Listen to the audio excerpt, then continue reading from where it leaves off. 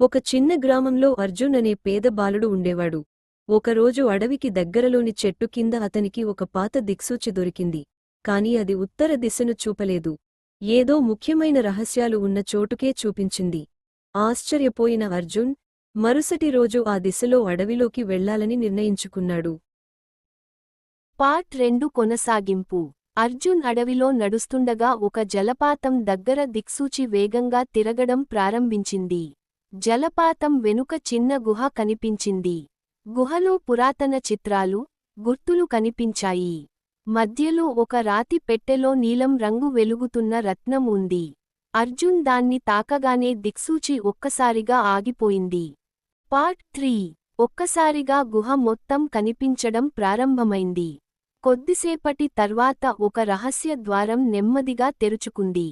ధైర్యంగా లోపలికి వెళ్లిన అర్జున్ ఒక పురాతన గ్రంథాలయాన్ని చూశాడు. అక్కడ వేలాది పుస్తకాలు కనిపించాయి. వాటి మధ్యలో ఒక పుస్తకంపై తన పేరు కనిపించడంతో అతను ఆశ్చర్యపోయాడు. నెమ్మదిగా దాన్ని తెరిచిన అర్జున్ తన భవిష్యత్తులో జరగబోయే సాహసాల కథలను చదవడం ప్రారంభించాడు. లైక్ చేయండి, షేర్ చేయండి, సబ్స్క్రైబ్ చేయండి.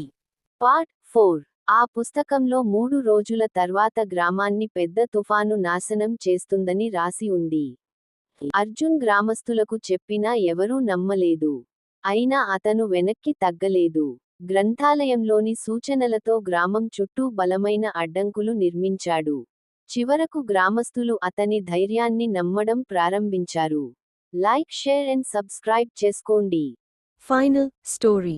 మూడో రోజు రాత్రి భారీ వర్షం, గాలులతో తుఫాను గ్రామాన్ని తాకింది. కాని అర్జున్ నిర్మించిన అడ్డంకులు గ్రామాన్ని కాపాడాయి. అందరూ అతన్ని హీరోగా కొనియాడారు. చివరగా ఆ మాయా దిక్సూచి మళ్లీ వెలిగింది. ఈసారి అది దూరంలోని కొండలవైపు చూపించింది. మరో కొత్త సాహసం అర్జున్ కోసం ఎదురుచూస్తున్నట్టుగా. ఈ కథ సారాంశం ఏమిటంటే, ధైర్యం, ఆసక్తి, నమ్మకం ఉంటే సాధారణ వ్యక్తి కూడా అసాధారణమైన సాహసాలను ఎదుర్కొని గొప్ప వ్యక్తిగా మారగలడు. లైక్, షేర్, సబ్స్క్రైబ్ చేయండి.